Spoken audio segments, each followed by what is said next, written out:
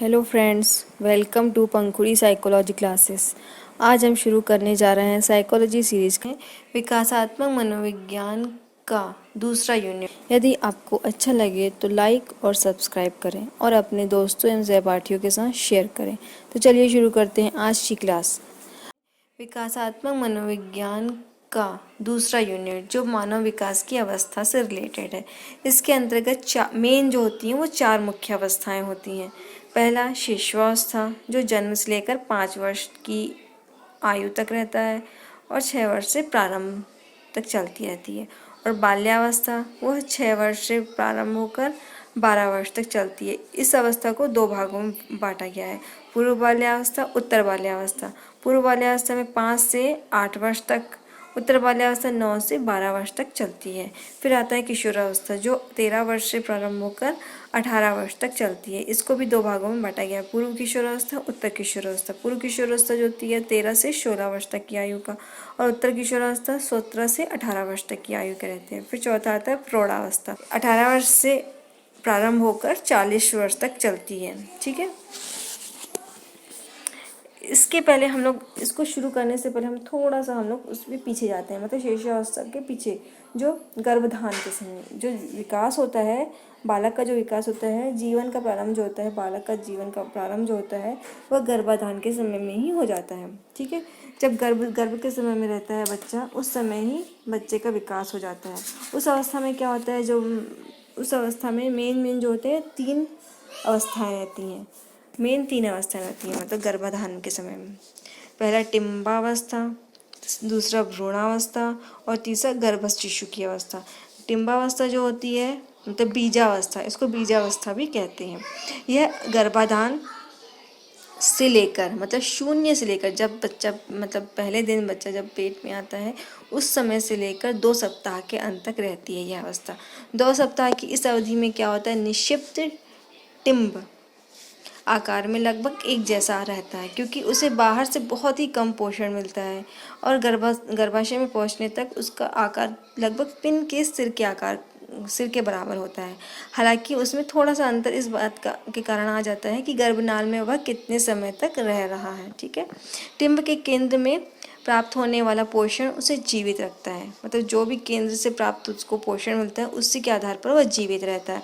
और टिम्ब का कई बार विभाजन और उपविभाजन होता है, जिसमें अनेक कोशिकाओं का एक गोलाकार झुंड बन जाता है। इस झुंड के अंदर एक छोटी सी गुफा बन जाती है, जिससे कोशिकाएं एक आंतरिक और एक बाह्य परत के रूप में अलग अलग हो जाती हैं।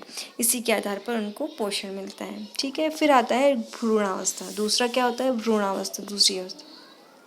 इसमें भ्रूणावस्था तेजी से होने वाले परिवर्तन की अवस्था होती है। 6 सप्ताहों की छोटी सी अवधि, मतलब यह जिसका जो प्रारंभ होता है 2 सप्ताह से लेकर 2 माह तक यह अवधि चलती है। ठीक है, 6 सप्ताहों की छोटी सी अवधि में भ्रूण की एक कोशिका पुंज से विकसित होकर एक छोटे से व्यक्ति का आकार ले लेता है। इस अवस्था का प्रसार जो होता है, प्रसार से तो दूसरे सप्ताह के अंत से लेकर दूसरे माह के अंत तक रहती है। ठीक है, शरीर के सभी बाह्य और आंतरिक आवश्यक अवयव जो होते हैं वो बन जाते हैं। विकास जो होता है विकासात्मक दिशा के नियम के अनुसार, मतलब दिशा के नियम के अनुसार होता है। अर्थात इसके कहने का मतलब यह है कि मुख्य विकास जो होता है शिरोभाग में पहले होता है और हाथ पैर में अंत में। धीरे धीरे जो जन्म पूर्व अवस्था प्रगति करती जाती है, निचले अंगों का भी विकास होता जाता है। भ्रूणावस्था के बाद नए अंगों का निर्माण नहीं होता है, बल्कि पूर्व निर्मित अंगों के वास्तविक और अपेक्षित आकार में और उनकी क्रियाओं में परिवर्तन होता रहता है। ठीक है, इस अवस्था में जो होता है मतलब बच्चे का पूर्ण रूप से विकास हो जाता है। बच्चे का पूर्ण रूप से जैसे हाथ पैर, हृदय का विकास, अन्य शरीर अंगों का विकास, बाल, नाखून, तंत्रिका तंत्र, संवेदात्मक कोशिकाएं, ग्रंथियां, फेफड़े, यकृत, हृदय, लार ग्रंथियां, थायराइड ग्रंथियां, थाइमस ग्रंथियां आदि सभी का विकास हो जाता है इस अवस्था में। और बाकी जो तीसरी अवस्था, जो आखिरी अवस्था है, वो गर्भस्थ शिशु अवस्था। यह अवस्था जो होती है 2 माह से शुरू होकर 9 माह तक चलती रहती है। ठीक है, यह अवस्था निर्माण की नहीं बल्कि विकास की अवस्था होती है। निर्माण तो पूरा वो भ्रूणावस्था में हो जाता है, जो विकास होता है, जो विकास भ्रूणावस्था में होता है, जो डेवलपमेंट होते हैं, उसमें ही महत्वपूर्ण विकास जो होता है गर्भस्थ शिशु में होता है। क्योंकि इस अवस्था में, भ्रूणावस्था में, जिन जिन अंगों का निर्माण हो चुका रहता है, इन्हीं के वास्तविक आकार में परिवर्तन होता है। ठीक है, अर्थात इन्हीं पूर्व अवस्था में निर्मित अंगों का विकास होता है। इस अवस्था में वृद्धि व विकास पिछली अवस्था की अपेक्षा मंद गति से होता है। इस समय शिशु की लंबाई में जो वृद्धि होती है वह 7 गुने से कुछ अधिक होती है। ठीक है, ये हो गया मतलब गर्भस्थ अवस्था में शिशुओं का मतलब कैसे विकास होता है। यह तीनों अवस्थाओं के अंतर्गत इनका विकास होता है। ठीक है, अब फिर आता है गर्भस्थ शिशु के विकास पर प्रभाव डालने वाले तत्व। जो मेन तत्व होते हैं जो गर्भस्थ शिशु में विकास में बाधा डालते हैं, मतलब प्रभाव करते हैं, वो मेन है माँ का स्वास्थ्य। यदि माँ का स्वास्थ्य अच्छा रहता है तो बच्चे का विकास जो होता है वह बहुत अच्छा होता है। ठीक है, यदि माता को कहीं गर्मी, सर्दी, जुकाम या अन्य कोई रोग है तो जिसके कारण गर्भस्थ शिशु पर बुरा प्रभाव पड़ता है। मेन जो होता है, जो कारक होता है, वो माँ का स्वास्थ्य होता है। यदि माँ का स्वास्थ्य अच्छा रहता है तो बच्चे का विकास भी पूर्ण रूप से अच्छा होता है। फिर आता है माँ का भोजन। माँ जो भी मतलब गर्भस्थ शिशु का विकास होता है विशेष रूप से भ्रूणावस्था में बड़ी तीव्र गति से होता है। ऐसी दशा में माँ के भोजन में वे सभी तत्व होने चाहिए जो भ्रूण के विकास के लिए अति आवश्यक होता है। माँ का भोजन कैसा होना चाहिए? प्रोटीन युक्त, वसा युक्त, विटामिन, कार्बोहाइड्रेट्स, मांस आदि होना चाहिए। भ्रूण के विकास पर सबसे बुरा प्रभाव विटामिन की कमी का पड़ता है। फिर आता है माँ का संवेगात्मक व्यवहार। माता के संवेगात्मक व्यवहार के अंतर्गत यह पाया जाता है कि जो माताएं प्रसन्नचित, खुश या सुखी रहती हैं उनके गर्भस्थ शिशु का जो होता है विकास जो होता है समुचित रूप से होता है। और इसके विपरीत जो माताएं क्रोधित रहती हैं, चिंतित रहती हैं, तनावग्रस्त रहती हैं, दुखी रहती हैं, उनके गर्भस्थ शिशु में अनेक असमानताएं विकसित हो जाती हैं। ये हो गया माँ गर्भस्थ शिशु में माता का प्रभाव जो होता है बहुत ज़्यादा पड़ता है। ठीक है, जैसे माँ का स्वस्थ होना, माँ का भोजन, संतुलित भोजन हो जाना। इस अवस्था में माता को हमेशा स्वस्थ, प्रसन्नचित रहना चाहिए, जिसके कारण गर्भस्थ शिशु का विकास होता है पूर्ण रूप से विकसित हो। फिर आता है शेषवावस्था। शेषवावस्था में हम पढ़ेंगे शेषवावस्था की परिभाषाएं। शेषवावस्था, सबसे पहले हम उसकी परिभाषा पढ़ते हैं कि शेषवावस्था वह अवस्था होती है जो जन्म से प्रारंभ होकर 6 वर्ष तक की आयु तक चलती रहती है। शेषवावस्था को जीवन की सबसे महत्वपूर्ण अवस्था माना जाता है, क्योंकि इस काल में शिशु का जितना निर्देशन व नियंत्रण किया जाता है वह भावी जीवन की सफलता इस बात पर निर्भर करती है। फिर क्रो एंड क्रो के अनुसार 20वीं शताब्दी को बालक की शताब्दी कहा गया है, क्योंकि हम इस शती में बालकों के विकास को लेकर विस्तृत व गहन अनुसंधान प्रयोग किए गए और इसी आधार पर यह निष्कर्ष निकाला गया कि शेषवावस्था जीवन की सबसे महत्वपूर्ण अवस्था है। फिर इसके अनुसार कुछ महत्वपूर्ण मनोवैज्ञानिकों ने कुछ कथन दिए, कुछ महत्वपूर्ण कथन दिए। जैसे वैलेंटाइन के अनुसार शेषवावस्था जो होती है वह सीखने का एक आदर्श काल होता है। गैसल के अनुसार प्रथम 6 वर्ष बालक बाद के 12 वर्ष का दुगना सीख जाता है। फ्रायड के अनुसार 3-6 वर्ष की आयु का बालक प्रायः वह अर्ध स्वप्नावस्था की अवस्था में रहता है। वाटसन के अनुसार शेषवावस्था में सीखने की गति का विकास की सीमा जो होती है उच्च अवस्था की तुलना में अधिक होती है। गुडनेफ के द्वारा व्यक्ति का जितना भी मानसिक विकास होता है उनका आधार जो होता है 3 वर्ष की आयु तक हो जाता है। फिर हॉडलॉक के अनुसार यह काल जो होता है, यह शेषवावस्था जो होती है एक खतरनाक काल होती है और अपीली काल होता है।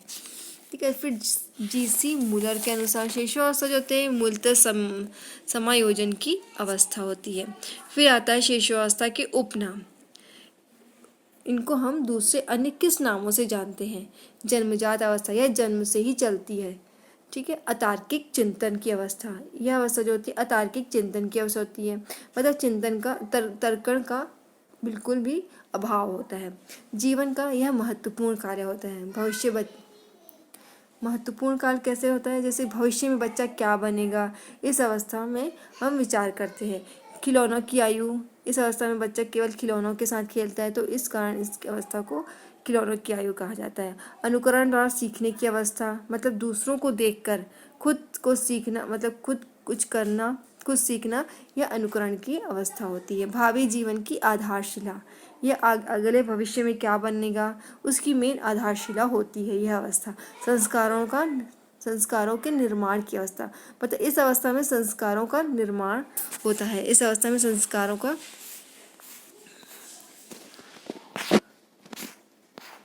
शैशवावस्था की विशेषताएं भावी जीवन को प्रभावित करती है। शरीर एवं मस्तिष्क अत्यधिक ग्रहणशील होता है। जीवन का आधार होती है यह अवस्था। अयोग्यता की अवस्था होती है, मतलब जिसमें बोलने का मतलब इसमें दूसरों के ऊपर डिपेंड रहते हैं, कुछ भी बोल नहीं सकते हैं, बोलने में असमर्थ रहते हैं, कुछ भी उठाने में, अपना कुछ काम करने में असमर्थ रहते हैं, दूसरों के ऊपर डिपेंड रहते हैं। शारीरिक एवं मानसिक विकास जो होता है इस अवस्था में 3 महत्वपूर्ण होता है, बहुत ही महत्वपूर्ण होता है, बहुत ही तीव्र गति से होता है।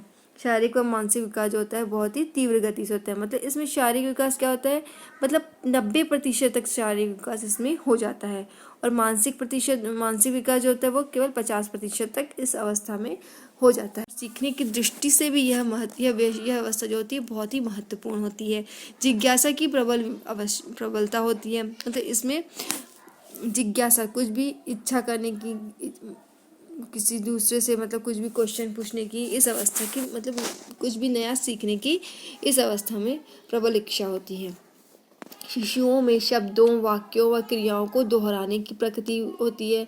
शिशुओं में असहायता व परनिर्भरता पाई जाती है, मतलब इस अवस्था में शिशु जो होती है असहाय रहते हैं, दूसरों के ऊपर डिपेंड रहते हैं, कुछ भी अपना खुद नहीं कर सकते हैं, दूसरों के ऊपर डिपेंड रहते हैं। आत्म प्रेम की भावना, इसमें बच्चा को होता है अपने, मतलब आत्म प्रेम करता है, मतलब अपने आप से बहुत ज़्यादा प्यार करता है। फिर आता है व्यवहार मूल प्रवृत्तियों पर आधारित होता है। मूल प्रवृत्ति जैसे जन्मजात शक्तियाँ, भावना, संवेग, इस प्रकार की जो प्रवृत्तियाँ होती हैं इस अवस्था में पाई जाती हैं। सामाजिकता, नैतिकता का अभाव रहता है। इस अवस्था में क्या होता है कि बालक सामाजिक और नैतिकता से बिल्कुल परे होता है, इस अवस्था में अभाव होता है। लड़कों को पितृविरोधी ग्रंथि और लड़कियों में मातृविरोधी ग्रंथि पाई जाती हैं। अवस्था का शारीरिक अवस्था, शिशुअवस्था की शारीरिक अवस्था। सबसे पहले हम लोग लंबाई पढ़ेंगे। लंबाई जो होती है जन्म के समय में लंबाई होती है 51 सेंटीमीटर होती है। फिर 20 में बालकों में जो होता है 51 सेंटीमीटर और बालिकाओं में 50.5 सेंटीमीटर की वृद्धि होती है। इस अवस्था के अंत तक 108 सेंटीमीटर तक उसकी लंबाई बढ़ जाती है। फिर आता है वजन। जन्म के समय में का वजन जो होता है 3 किलो होता है, फिर 6 माह में दुगना हो जाता है, फिर इस अवस्था के अंत तक 16 किलो हो जाता है। फिर आता है मस्तिष्क भार। जन्म के समय में मस्तिष्क का भार होता है 300 ग्राम, फिर इस अवस्था के अंत तक 1 kg 250 ग्राम बढ़ जाता है। फिर आता है हड्डियाँ। सर्वाधिक हड्डियाँ जो होती हैं वो इसी अवस्था में होती हैं। सर्वाधिक हड्डियाँ 270 हड्डियाँ जो होती हैं इस अवस्था में पाई जाती हैं। फिर आता है दांत जो होते हैं जन्म के समय में तो दांत बिल्कुल नहीं होते हैं। फिर जैसे जैसे बच्चा जो होता है बड़ा होता जाता है वैसे 6 माह में एक दांत निकलता है। फिर इस अवस्था के अंत तक 16 दांत हो जाते हैं जो कि अस्थायी होते हैं। 13 से 14 दांत जो होते हैं वो अस्थायी होते हैं और 2 से 3 दांत जो होते हैं वो स्थायी होते हैं, वो टूटते नहीं हैं। फिर आता है मांसपेशियाँ। इस अवस्था के अंत तक मांसपेशियों का 25% तक मांसपेशियों का विकास इस अवस्था के अंतर्गत हो जाता है। फिर आता है हृदय की धड़कन, मतलब 140 प्रति मिनट इस अवस्था की हृदय की धड़कन होती है। फिर क्रियाएं। 1 माह में शिशु जो होता है वो अपना सिर उठाने लगता है, फिर 4 माह में शिशु जो होता है वो सहारे से बैठने लगता है। फिर 7वें माह में जो होता है वो बिना सहारे के बैठने लगता है। फिर 10वें माह में घुटनों के बल चलने लगता है। फिर 14वें माह में क्या करता है वह शिशु जो होता है सीधा खड़े हो जाता है और 15 माह तक बिल्कुल चलने लगता है अपने पैरों से। ये हो गई शारीरिक क्रियाएं, शारीरिक। फिर आता है शिशुअवस्था में मानसिक विकास। मानसिक विकास में जैसे कि 1 माह में बच्चा जो होता है अपना किस किस तरह से विकास होता है, उसमें मानसिक विकास में भूख, प्यास, निद्रा का जो एहसास होता है वो इस पहले माह में ही वह जान लेता है। फिर दूसरी अवस्था में ध्वनि की ओर प्रतिक्रिया करता है, मतलब कोई भी सामने वाला जो ध्वनि देता है उसके ऊपर वह अपनी प्रतिक्रिया व्यक्त करता है। चौथा माह में वस्तुओं को पकड़ने की कोशिश करता है, आवाज़ें निकालता है और परिवारजनों को देखकर मुस्कुराता है। 6वें माह में अनुकरण करना, सीखना, खिलौनों से खेलना। अनुकरण मीन्स मतलब दूसरे जो इसके सामने बच्चे के सामने जो भी व्यवहार करते हैं उसके अनुसार वह भी वैसा ही व्यवहार करता है। सीखना मतलब कुछ नई नई चीज़ों को सीखता है। खिलौनों से खेलना है, खिलौनों के साथ खेलना। इस अवस्था में 8वें माह में वह सीख जाता है। फिर तीसरे वर्ष में वाक्य बनाना सीखता है, गिनती करना सीखता है, आकार को पहचानना सीखता है, रेखाएं बनाना सीखता है, थोड़ा शब्द बोलता है। फिर शब्द के साथ कुछ सार्थक शब्द, सही वाक्य बोलने लगता है। इस अवस्था में 3 वर्ष तक वह सीख जाता है। फिर चौथे माह में जिज्ञासा प्रबल हो जाती है, मतलब नई वस्तुओं के बारे में जानना, चित्र बनाने लगता है, कई बार रेखाएं बनाता है। फिर प्रश्न को पूछता है, वस्तुओं को क्रम में रखने की कोशिश करता है, हल्की व भारी वस्तुओं के बीच अंतर करना सीख जाता है। फिर आता है 6 माह में। 6 माह में क्या करता है, शुद्ध वाक्य, बिल्कुल पूरा शुद्ध वाक्य वह बोल लेता है और 15 से लेकर 20 तक की गिनती पूरा सीख जाता है। व्यवहार की दृष्टि से जो होता है वो बिल्कुल शुद्ध वाक्य, व्याकरण की दृष्टि से शुद्ध वाक्य बोल लेता है इस अवस्था के अंतर्गत। फिर आता है शिशुअवस्था की सामाजिक विकास। सामाजिक विकास जो होता है इस अवस्था में बिल्कुल तटस्थ या शून्य होता है, क्योंकि ये इस अवस्था में केवल बच्चे जो होते हैं केवल माता पिता के ही संपर्क में रहते हैं, तो माता पिता के द्वारा जितना हो सके वह उसमें उसके अनुसार सामाजिक विकास होता है। माता पिता और परिवारजनों को पहचानता है इस अवस्था में। हंसना, घुलना, मुस्कुराना, डरना आदि अवस्थाएं जो होती हैं इस अवस्था में विकसित हो जाती हैं। आदि विकास जो होता है इस अवस्था में विकसित हो जाता है। लोगों के साथ घुलना मिलना, अन्य बच्चों के साथ खेलना। फिर जब विद्यालय जाने लगता है तो वह अन्य बच्चों के साथ खेलना शुरू कर देता है। अवस्था में सामाजिक विकास। इस अवस्था में जन्म के समय शिशु जो होता है ना तो सामाजिक होता है और ना ही असामाजिक होता है। जन्म के समय में बालक जो होता है वह सामाजिक रूप से बिल्कुल शून्य होता है, बिल्कुल तटस्थ होता है।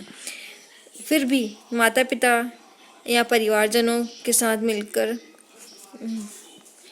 माता पिता और परिवारजनों को पहचानता है और हंसता है, मुस्कुराता है, गुस्सा करना सीखता है, डरता है। 2 माह की अवस्था तक वह लोगों की आवाज़ों को सुनकर ऊपर से देखने लगता है। फिर तीसरे माह में क्या होता है, आवश्यकता की पूर्ति करने वाले व्यक्तियों को पहचानने लगता है। ठीक है, उनकी उपस्थिति में संतोष और अनुपस्थिति में निराशा की अनुभूति करता है। अकेले रहने पर बालक जो होता है रोता रहता है। तीसरे माह में फिर क्या करता है, वह अपने पास से लोगों के चले जाने पर रोता है। फिर चौथे 5वें माह में जो व्यक्ति उनसे बात करता है उनके प्रति मुस्कुराता है, गुस्सा करता है, प्रतिक्रिया व्यक्त करता है, हाथ पैर उछालता है। ठीक है, फिर 8वें और 9वें माह में क्या होता है कि बालक दूसरों की बोली, हाव भाव का अनुकरण करने लगता है। फिर जैसे जैसे बच्चा फिर स्कूल जाने लगता है, फिर स्कूल में संगी साथी बना लेते हैं, विद्यालय से कुछ सीखता है, कुछ नया सीखता है। ठीक है, इस तरह से सामाजिक विकास शिशुअवस्था में होता है। फिर आता है शिशुअवस्था में संवेगात्मक विकास। शिशुअवस्था में संवेगात्मक विकास। सबसे पहले हम समझ लेते हैं संवेग क्या होता है। वुडवर्थ के अनुसार संवेग जो होता है गति और आवेग की क्रिया होती है।